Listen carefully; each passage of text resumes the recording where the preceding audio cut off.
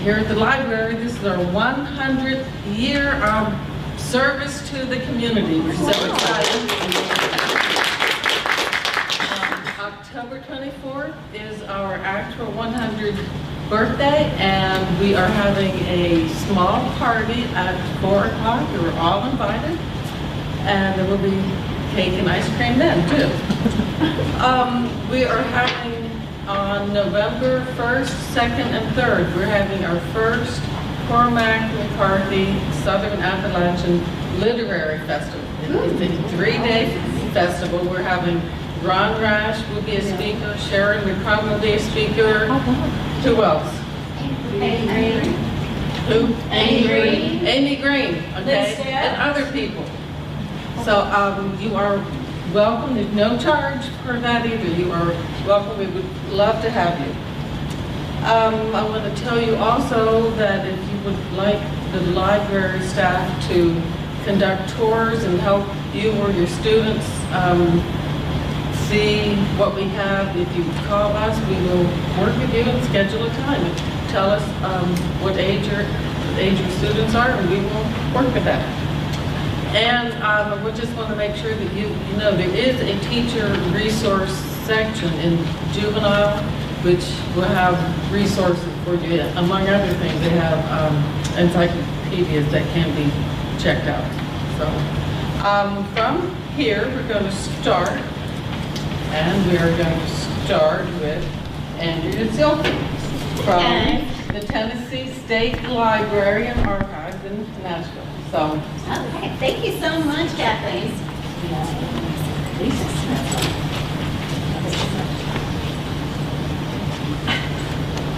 She taught me how to use this, and I've already forgotten it. Judith, can you help her? Button on the left, tap it till it turns green. Button on the left.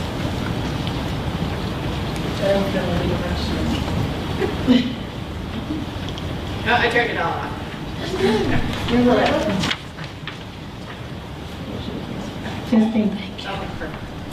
Hi guys, thank you so much for having me. As Kathleen mentioned, tonight I'm going to spend the next hour talking about the Tennessee Electronic Library.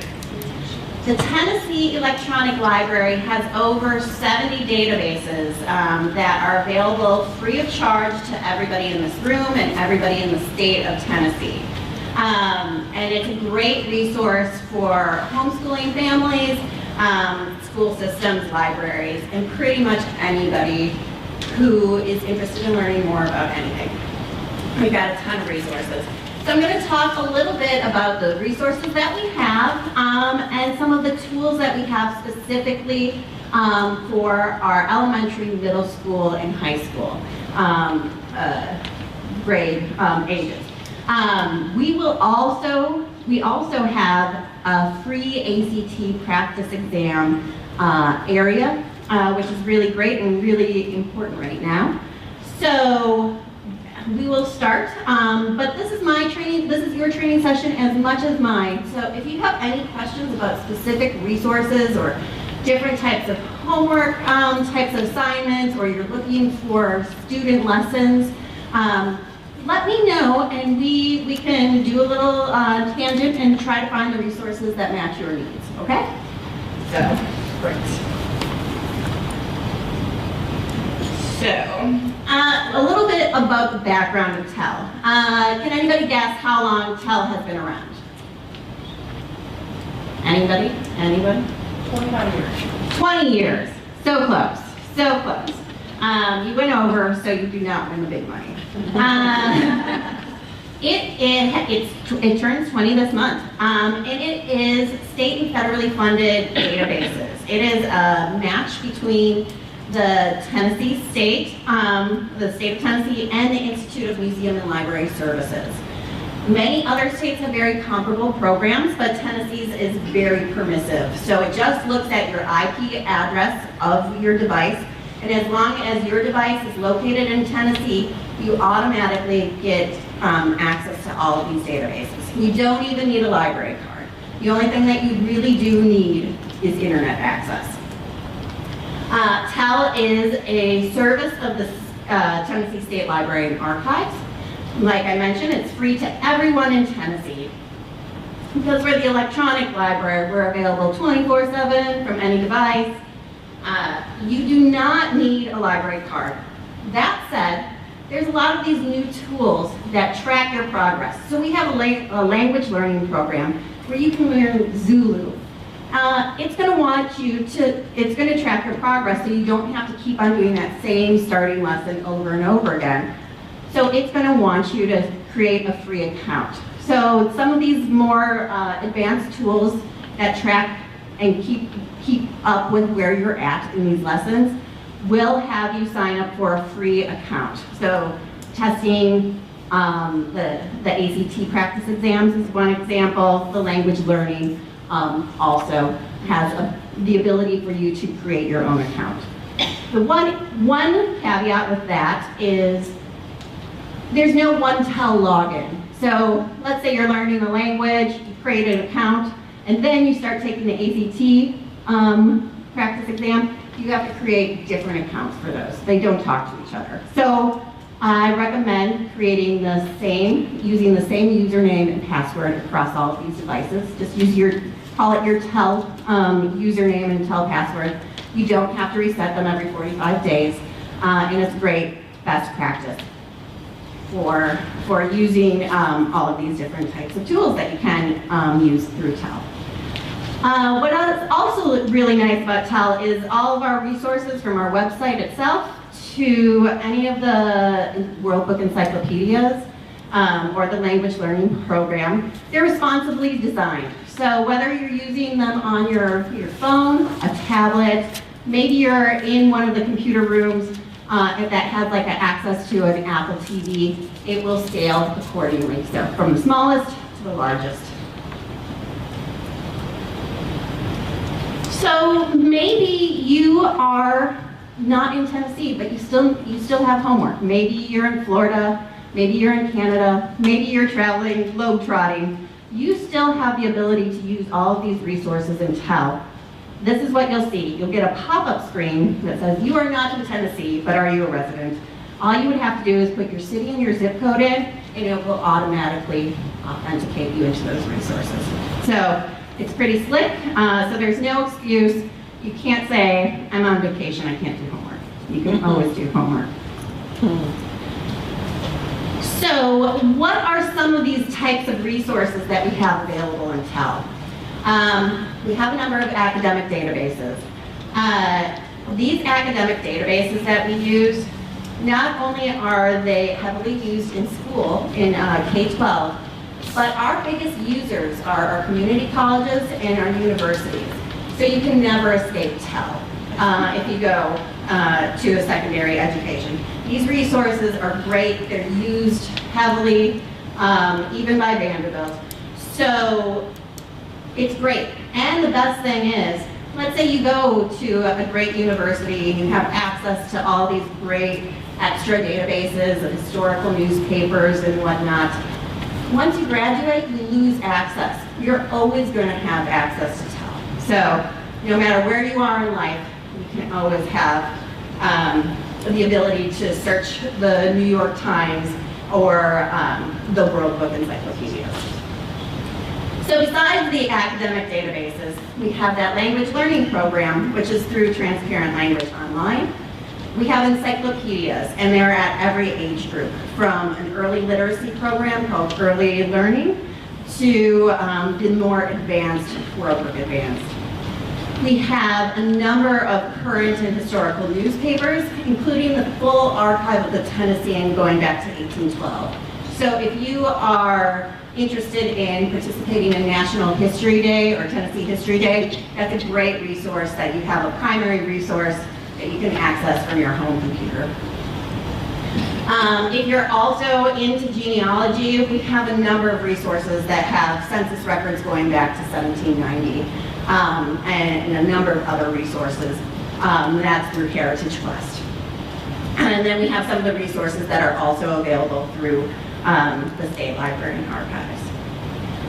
Any questions about the general background of TEL so far? So I have a question. It says you have Gale Yep. in the academic databases. Does that include Gale courses? That does not include Gale courses. I can speak to that.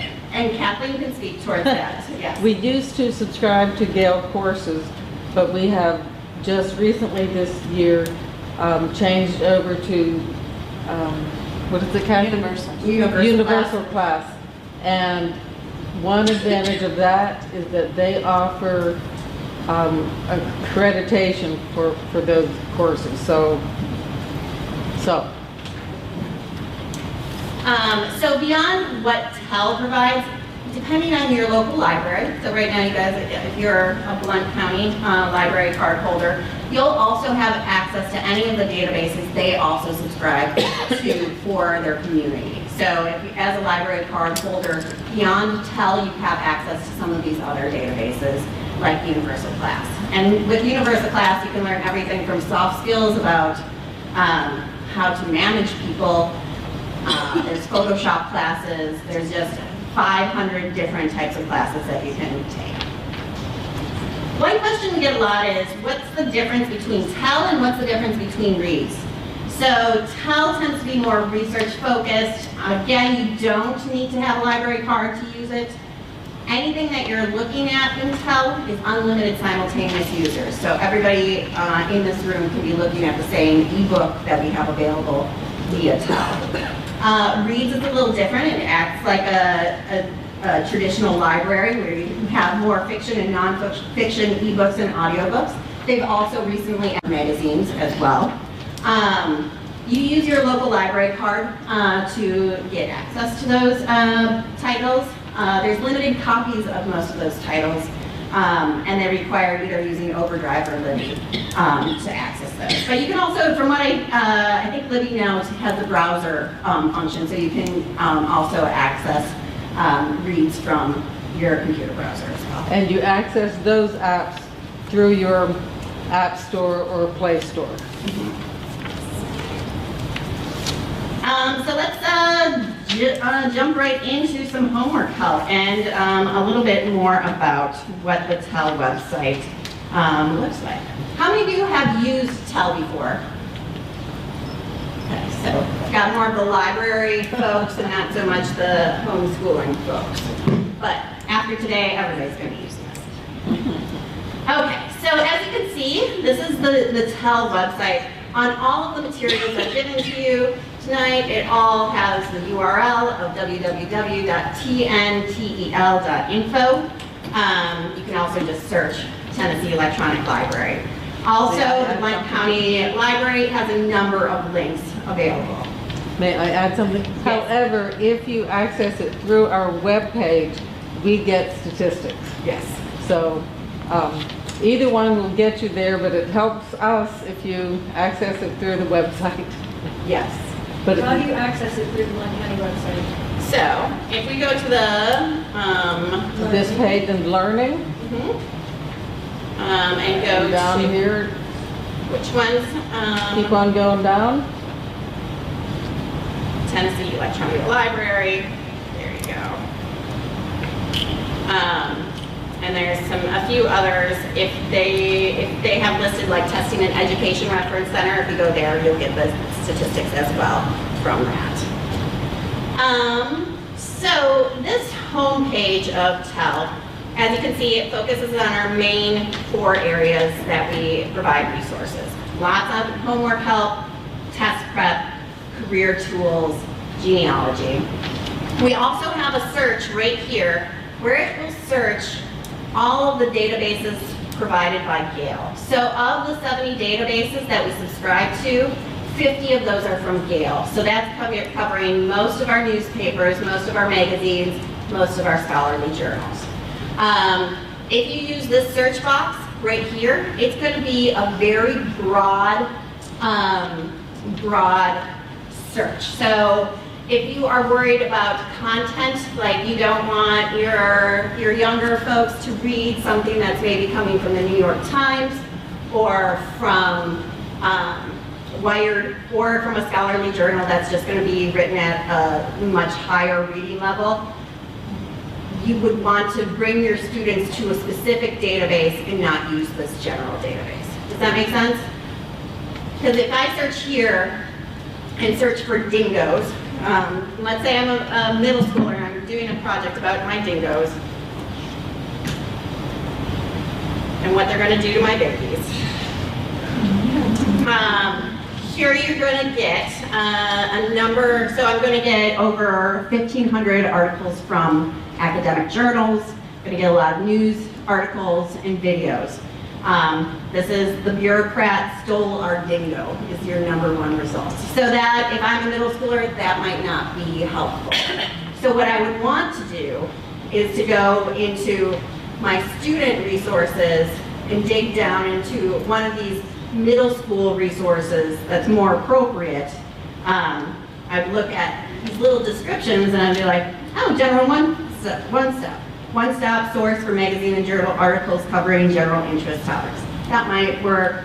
But here, this next one, middle school, Gale in context, designed for middle school students, provides access to reference works, biographies, magazines, and journal articles. If I go into this resource and search for my dingoes,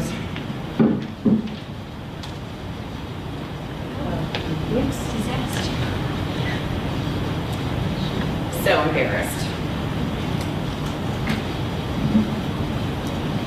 Here I'm going to get more of an encyclopedia type entry about dingoes and then dogs. And as I scroll down, these are more appropriate type content for that age group. So by bringing yourself to the right database, instead of using some of these big broad ones, you can really narrow down and make sure you're getting the right content for the right age group. And here, as you can see, some of it has your word count. It has some content level types. It will have your Lexile reading level, if that's something that you're using, just to kind of judge where your students at and making sure that they're reading at least appropriate type level that they for their age group.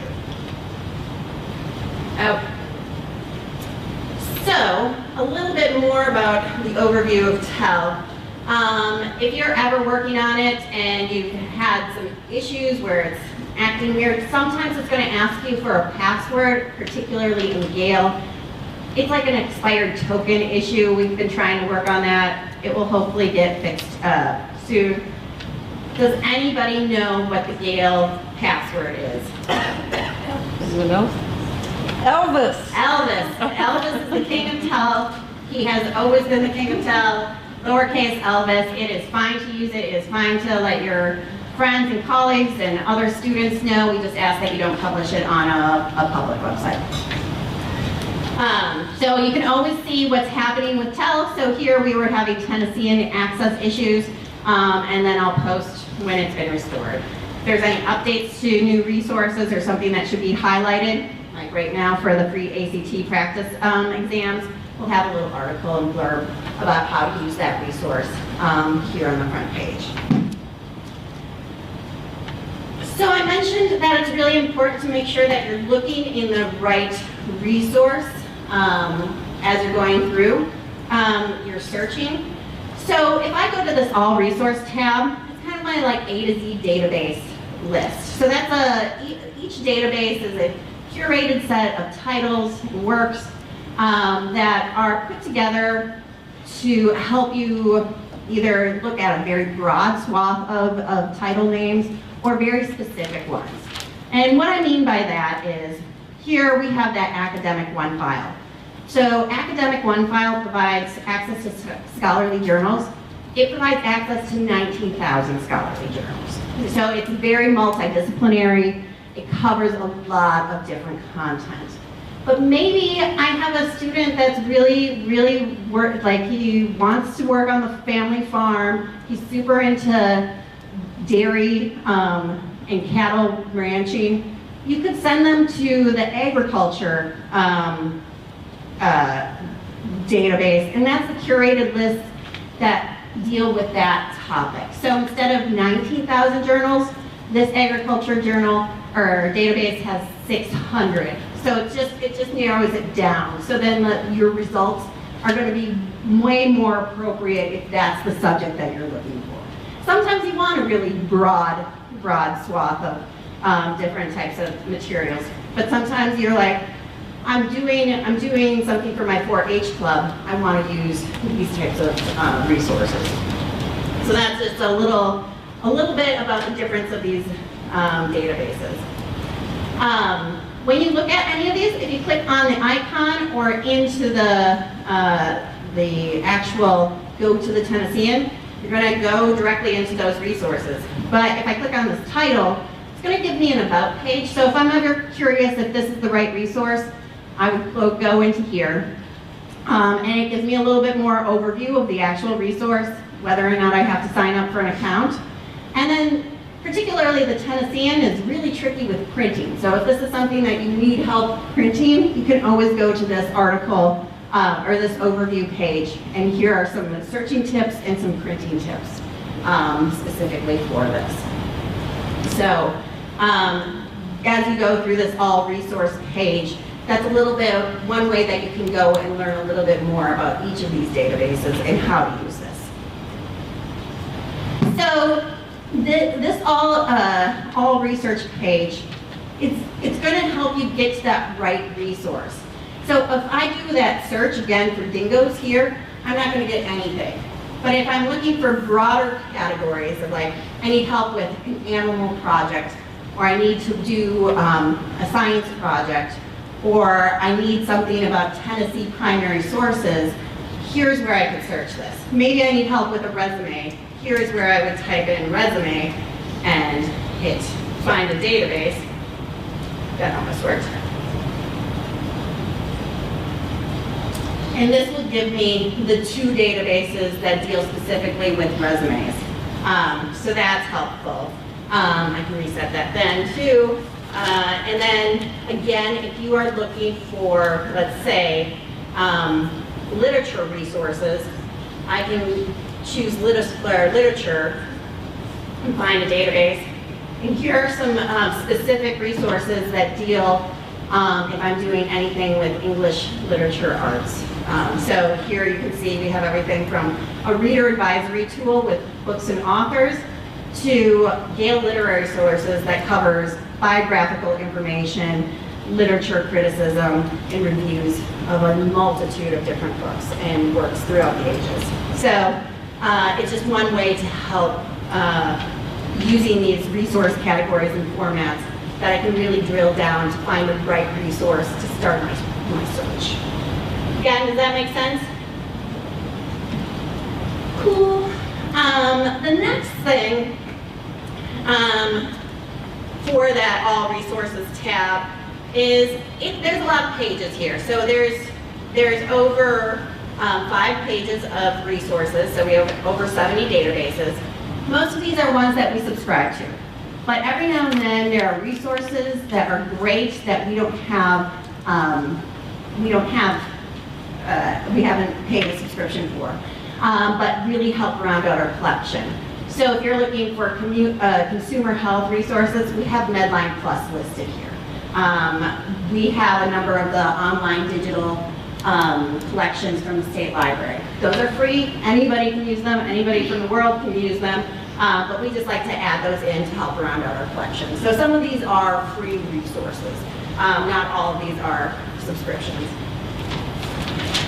If you're a student, one way to help narrow down your resources is to go to the student tab and then go to elementary, middle school, high school, and then college.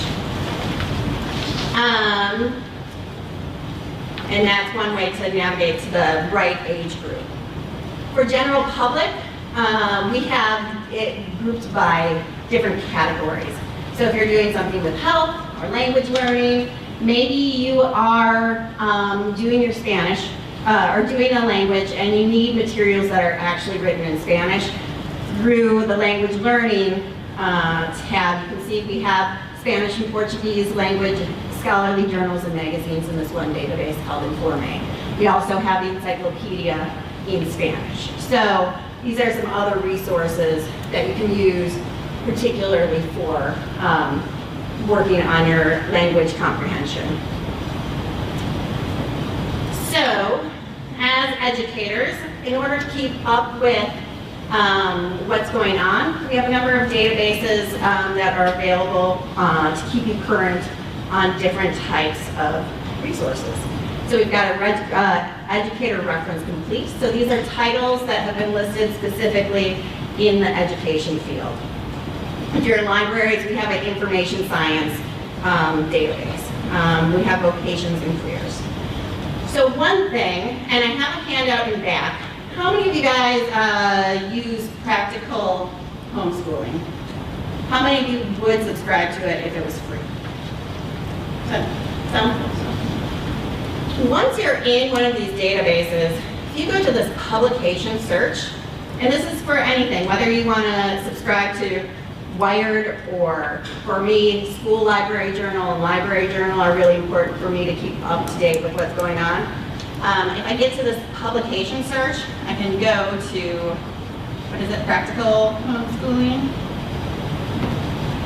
And practically primary, practical literacy. I can click into this title itself, and here is the latest issue of practical homeschooling. But what's also really nice, right here on this top category right here, I have a journal, create a journal alert. By filling this out and entering my email address to this publication, it comes out every few months. I would do it monthly. I put it in HTML so that I get active links. And then I get an email every month with all of the new titles, or all of the headlines. So I can then use that to keep current on what's happening without having a cost. Same thing if you are always like on the New York Times and you always hit that 5-article subscription wall, this is one way that you can go and get access to those articles too. Same thing with the Tennessean or anything else that you're doing to keep current. And so if just so you can see what's in the September edition, Library Power, 4 great ways to enrich your homeschool in your community, your homeschool in your community. This is some practical ideas of how to work with your library specifically. So if we click into this resource itself, I can read the entire article. What's really nice also, I can easily download each of these articles. So this downloads as a PDF. So I can get access to this, I can share it with other people that are in my community, and we can have some general discussions about this. If you're not into printing, we also have the ability with this little either Google Drive or Microsoft OneDrive. With one click, this document has been saved to my Google Drive, so I can manage it separately. So I don't have to always print everything out, I just have access to that article. So that's really, really nice, and I'll just show you where it shows up in my Google Drive. So that article, as you can see, is now in my quick access right here. So I can easily open that up. I can share it easily with Nikki, one of my colleagues, and we can continue to comment on what we think we should do with this. And as I scroll down, and Nikki, all very, very, very, very busy. What's also really nice is it comes with a citation at the bottom, so you can always go back to that resource again. So it's very nice. Besides being updated in your quick access, what happens with Gale in particular, it will create a folder, and this one named under that database. So that was Gale's one file education reference complete. Create that folder. Now that article is saved there. So that's where it's going to live, under that folder. So it's very slick, super easy to use, really helps keep track of all of your research in one place. So that, as you can see, it just took 3 clicks, and now I'm getting a monthly email that's going to help me keep current with what's happening in practical homeschooling or any other publications that we have access to. Who here is looking for lesson plans? Yeah. Any specific type of lesson plans? Is it usually social studies, ELA, science? You might have stumped me there. don't know how much we have for science lesson plans at this point, but we're always working on, we will show the science projects, yes. So here we have curated a few lists of places that we have, particularly in the social studies field. A lot of, in schools up to, they've gone away from having textbooks in social studies starting at middle school. So there's a lot about teaching with primary sources that's been put together by MTSU. They've got lesson plans from the Blue Book, so that talks about Tennessee history. And the Tennessee State Library and Archives Education and Outreach Group uses the state resources and has put together a number of different resources by topic. And also, this year, because it is the 100th year anniversary of women's suffrage, they are offering free doc boxes, archives in the box, about women's suffrage. So that was something that you can, through the library or through your group, your homeschooling group, you could request that. You get it for 2 weeks. It comes with lesson plans and activities for that. So let me scroll down to that, and you can see what we have. So the Docs Box programs brings the archives to your school. So the one for women's suffrage, as you can see, comes with some pennants, many flowers. It has some DVDs and some music that goes along with it. And then it also comes with worksheets and other materials. So you can easily request that. So they have one for free on women's suffrage this year, but there's also a number of other resources. You can do World War I, you get a cool gas mask and other materials that you can easily bring together. There is a cost of $25 to get that for 2 weeks, but if you share it collectively, it's minor, and you just have to slap a sticker on it and call FedEx and they'll come and pick it up.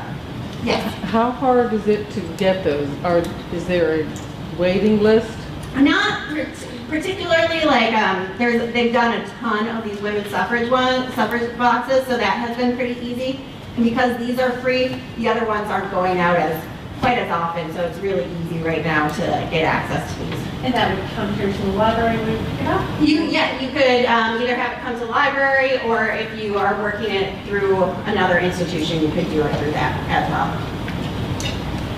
But yeah, so the World War I, just so you can see, they tend to be, they'll just tell you what they're geared towards, like what standards. So the cotton one is for elementary and middle school, whereas World War II has lesson plans for middle school and high school.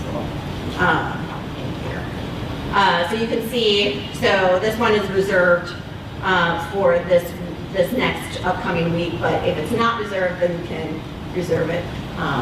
And it comes like in 3 days. It's a really slick program. The State Museum also has a very similar program. I think they call them traveling trunks as well. So there's a lot of these free curriculum kits available.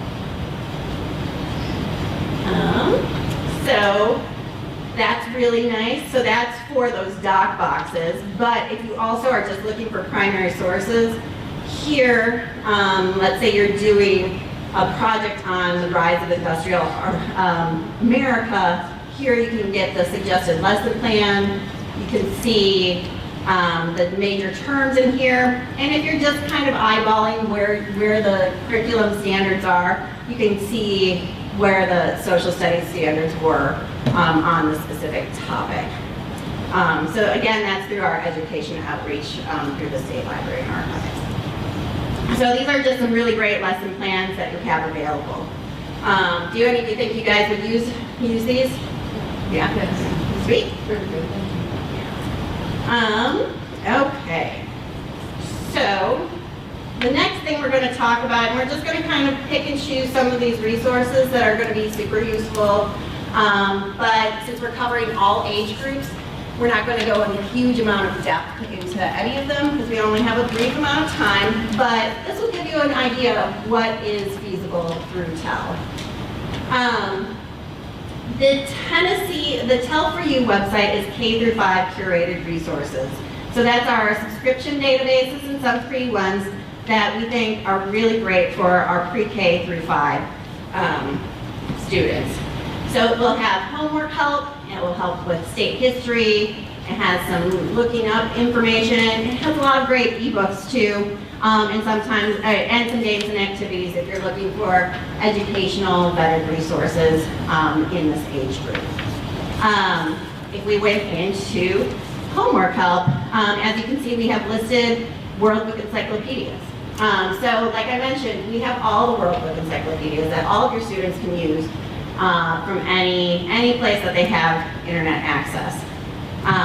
So just for the sake of World Book Kids, we're only going to look at World Book Kids, but these same tools are available in World Book Kids, World Book Students, World Book Advanced, and beyond. So from World Book Kids, you can do a basic search. So here I could do a search. Nikki, is there anything that you want to learn about tonight? Quails. Dan quail? No, just the birds. So here, I get an encyclopedia entry about a quail. What's really nice is it has some built-in tools, and these tools are available across all of the World Book products and most of the other ones as well. Here, Oh, I thought it was going to be a quail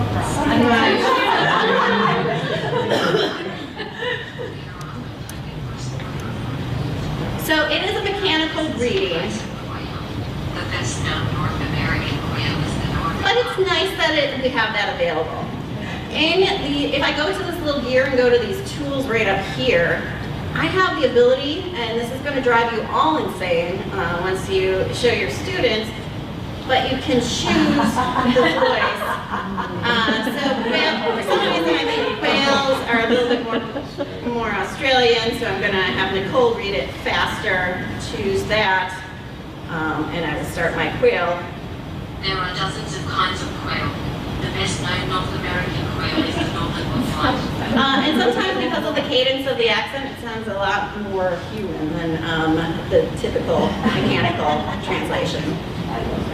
You also have the ability to translate these texts into a number of different languages. So here we can change this and have this translated into Hindi. Again, it's going to be a mechanical translation, but we're going to take it that this is definitely Hindi. What's also really nice is you still have that ability. You can download it, you can save it to Google Drive and save it to OneDrive. So this article level, this looks a little different than what you saw with Gale, but that article has now been saved to my drive. If I go back to my general one, do a little refresh. As you can see, it just takes like one minute for that article to appear. This shows up as a PDF, but it comes with all the citations at the bottom, so you can get back to that. And this just saves it as a PDF under the term quail. So whatever your big term is, that's available. So from there, you also can do a copy and paste and grab these citations in MLA, APA, and Harvard. So those are nice tools to have. Then there's extra pictures and videos if they're available, and then there's some more information. So we'll show you where it goes, where it fits in the content standards for Tennessee, and other information. If you notice at the very bottom of this page, there's a For Educator tab, and these are really great resources under Educator Tools. So here you're going to see again your curriculum correlation. Here's another place where you can view lesson plans. So you can grab lesson plans on here. So you can do lesson plans of counting and using codes. So counting like with Romans, finger signs, lightning strikes. There are some craft lessons. So here, if we go into one of these lessons, it's going to give you an overview.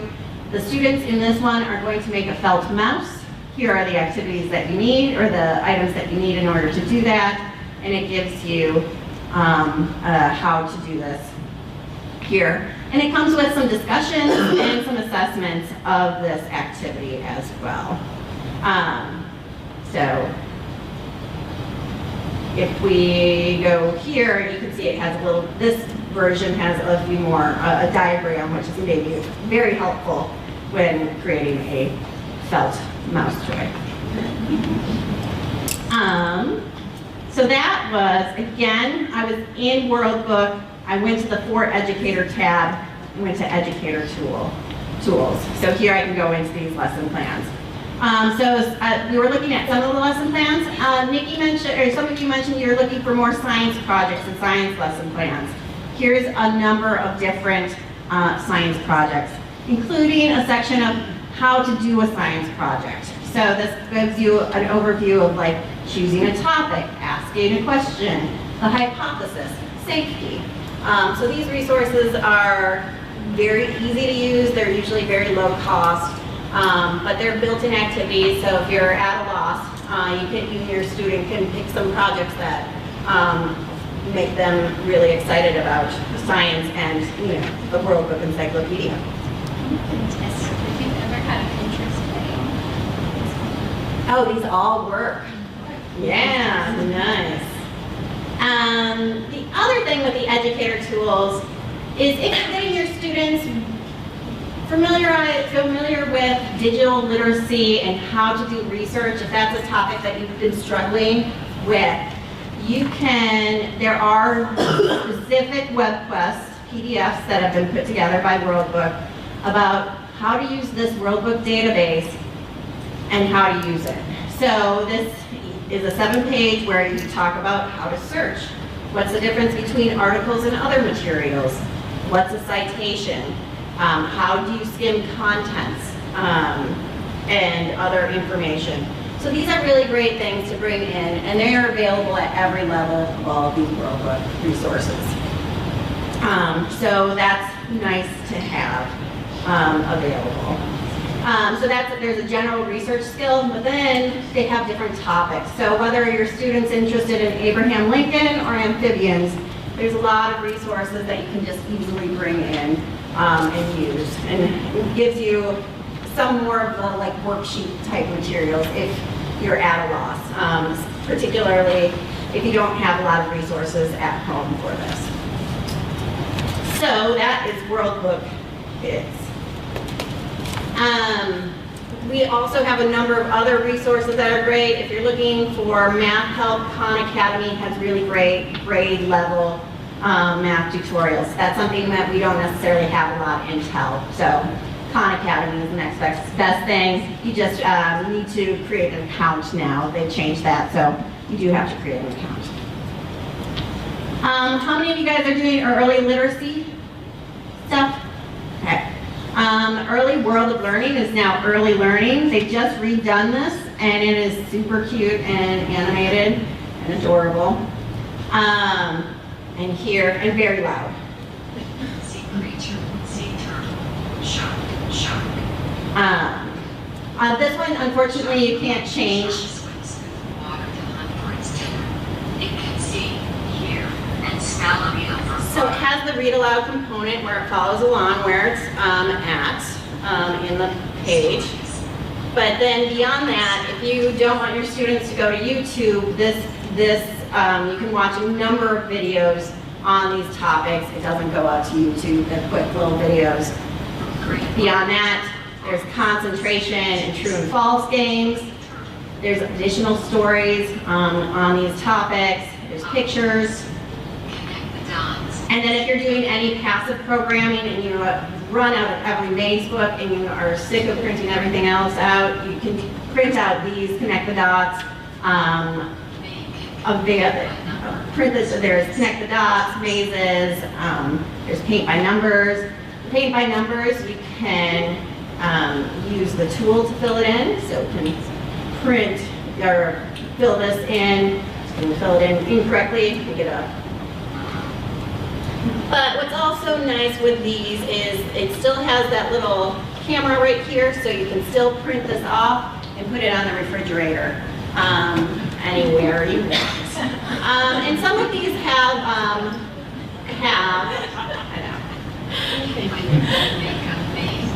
If we go back to these activities, they've been adding a lot more tools in here, so there's a lot of coloring. Hitching a ride on a turtle.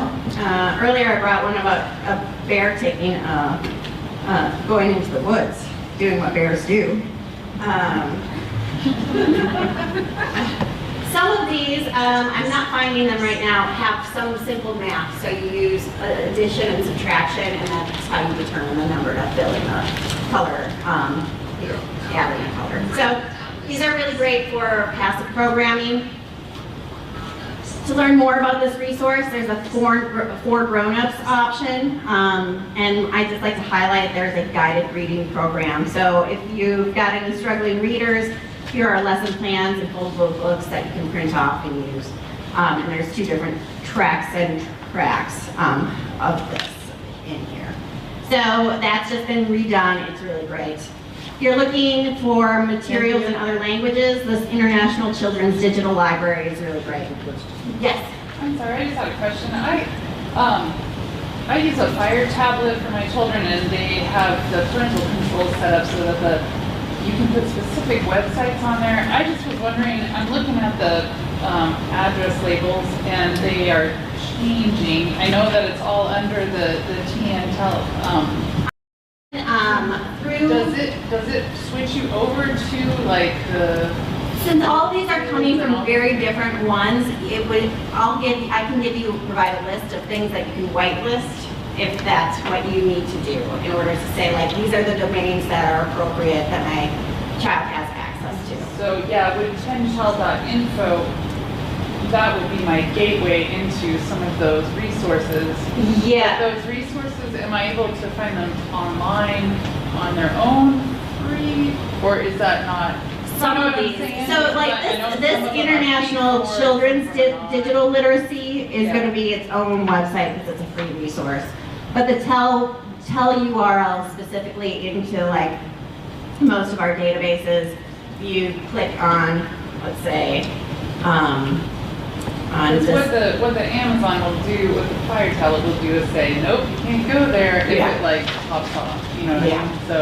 So some of these, like most of the URLs that you're going to see start with galesupport.com in order to get into those. So as long as you can allow that in, so this Gale Support is where it authenticates in. So that helps to limit it. But some of those free resources, those are other URLs. And I'll make sure that that's available if that's how you're making sure that you're in the right content, appropriate content. World Book ebook also has 2,500 ebooks that are available.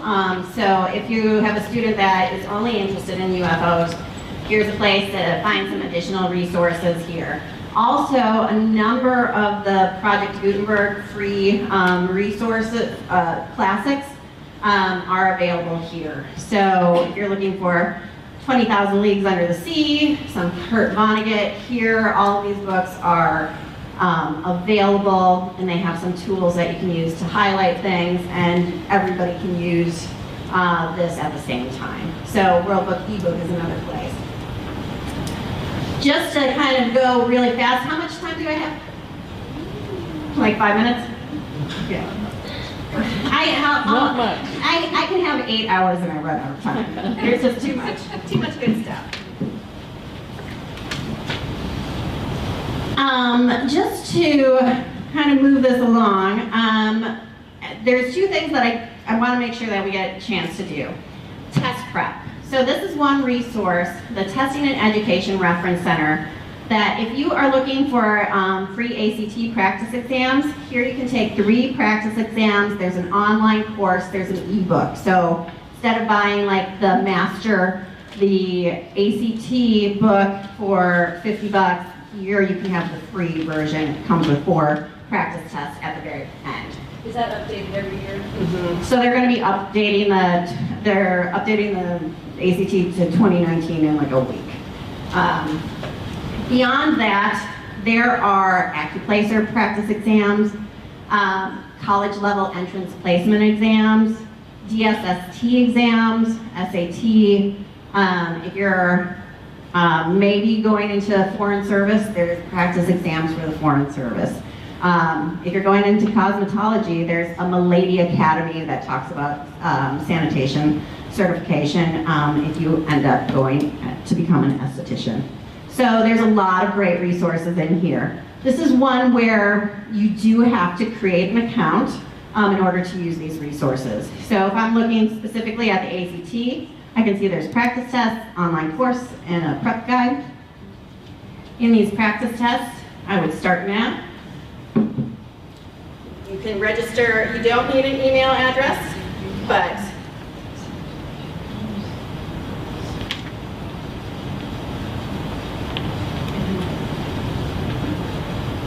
come on, my little kitty.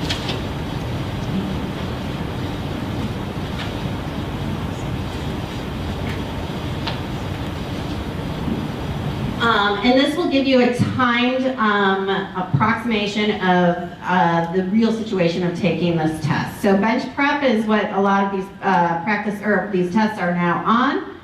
So I can take 3 practice tests on each of these different sections. So to see for the English, as you can see, I'll take 75 questions. I have 45 minutes. So I start the practice test, I start the test. I'll read the scenario and then I'll answer all of these questions. So as I'm taking the test, it does not give me the correct answer right away.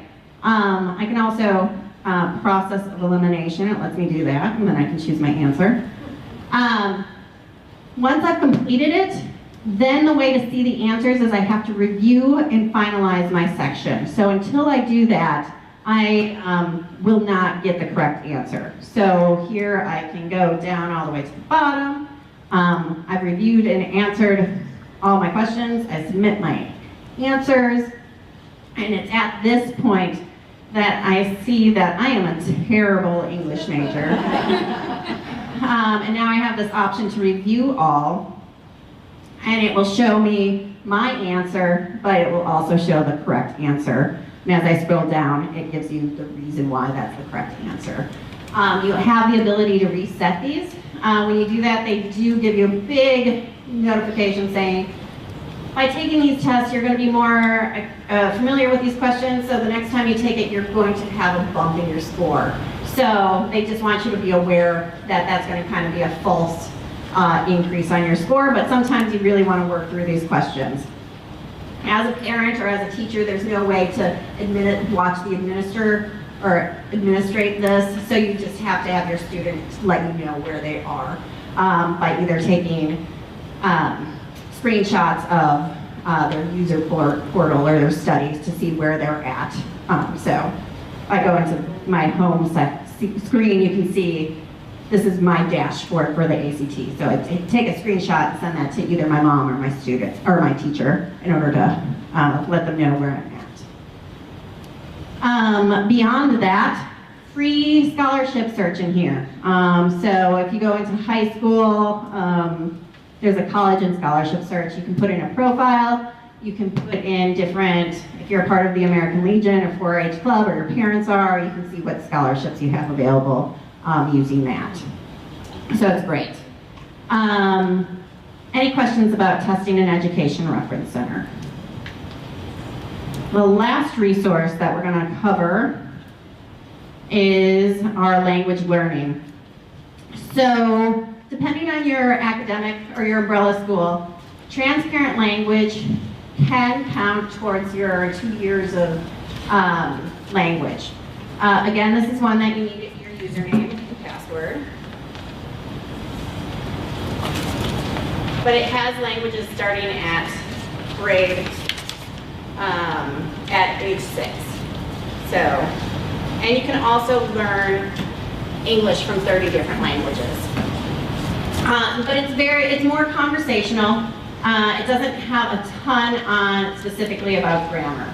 So it's going to be more of our conversational lessons. But depending on which language you choose, so when you first log in, you get this list. You can learn everything from Afrikaans to Zulu. You can learn Urdu. You can learn different dialects. the more popular of a language, the more robust resources you're going to have. So if I choose French, you get a learning path in which you can see your progress. If you're just doing this kind of, just to learn a little bit more about the language, you can hit the learn lessons. It has a native speaker, and it will give you an overview of what you're going to learn during these lessons, so I can play all of them. But then, oops, I put the wrong one. But I also can do this pronunciation. Hello, 1, 2, 3. Hello. Correct. This is always very embarrassing. Le dîner. So what it will do is it's scoring me and judging me against a native speaker. So, good job. So I can keep on curing myself. But if you can't handle it, you can turn scoring off. Also, they have a little turtle that you can slow it down. You can show the meaning. So there's a lot of great resources in that of just practicing your pronunciation, working on your reading, speaking, and writing, and listening. So it kind of covers all aspects of learning a language. Again, the more robust the language, if I go to this browse menu, I can see there's a ton of other additional lessons beyond the first one. So I can work on medical vocabulary. I can look at grammar and more references here. So the more popular a language, the more options you'll have. You can track your progress by looking at my transcripts. So you can have that. This is another place that you can have your student send you reports on what lessons they've been doing. One resource that is very tricky to find, but great, is there's additional a word of the day, there's blogs and other online social media options. But if there's a transparent language online e-resource, so for French, there's 6 different workbooks that go along with that resource. So that helps to make it as a foreign language option more robust, so you also have the workbooks that go along with it. You're able to print them as well? Yes. Mm-hmm. So those are really nice. There's some proficiency tests in here as well. So that's Transparent Language Online. It has an intro to Latin. So if that's something that your students are interested in, you have that option. But yeah, it kind of covers everything. And some of the languages have kids speak, which is intended for what grade level? Starting at age 6. It is, again, very loud. So if there's the option, you'll see it on this top menu. Kids Speak now shows up. So here you'll find, you'll be hanging out with Mike and his dog. You'll be learning English. Hello, my name is Mike. Let's have some fun. And all of them cover ABCs, basic vocabulary, some songs that you can do with your... The birthday song. So you learn the birthday song in each of the different languages. Congratulations. I don't know what this is. This is a new birthday song. Obviously, they didn't hit the rights. Let's have some fun. And if you notice right here, there's a workbook that goes along with it too. So this is another one where you have a parent and a student workbook with lots of coloring pages that go along with the lessons that you're learning on it. So, I ran out of time, guys, but I think this might be a nice introduction to the potential that you can have with TEL. There's a lot of great resources. Talk to your librarians here. They will help work with you to find that resource that you're looking for, and they can always reach out to me, or you can reach out to me, and we will find everything that you could possibly want out of the Tennessee Electronic Library. Thank you guys so much.